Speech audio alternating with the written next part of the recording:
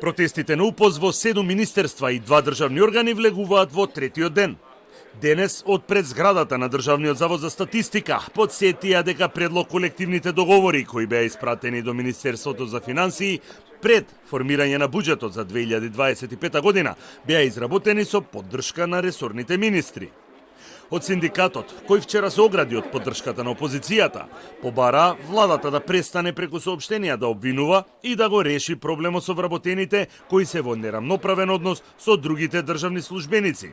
И нагласија дека овие прашања воопшто не може да се дискутираат на седниците на економско-социјалниот совет.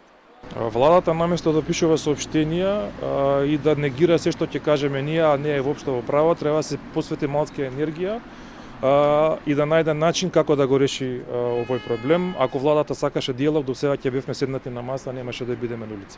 И по истекот на законскиот рок, околу 1000 вработени во сите инспекторати во државата немаат добиено плата. Овој проблем денес го истакна и од УПОЗ, но и од независниот синдикат на државната администрација. Вработите уште немаат добиена плата, уште не им трансформиран работниот однос, односно од независните инспекторати под тоа што спаѓаме под министерството, така што од советникот на премиерот имаме гаранции дека денеска до утре ќе имаме одговор на тоа како побрзо да се реша статусот на вработените во инспекцијските служби, се со цел да добиваме побрзо плата.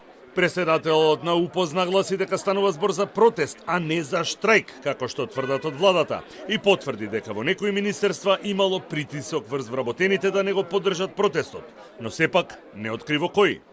Сакам да ја потсетам владата дека ова е протест, а не штрајк. Иако владата секојдневно го кажува тоа. Штрајк значи неизвршување на работни задачи, токму преку одржување на получасовен протест, за да граѓаните и приватниот сектор не трпат никакви последици. Во неколку министерства да, меѓутоа ќе одлучиме дали ќе кажеме и како ќе кажеме, кој и како прави притисоци. Денес членовите на УПОЗ имаат состанок на кој ќе се донесе одлука во која насока ќе се движат протестите во наредниот период.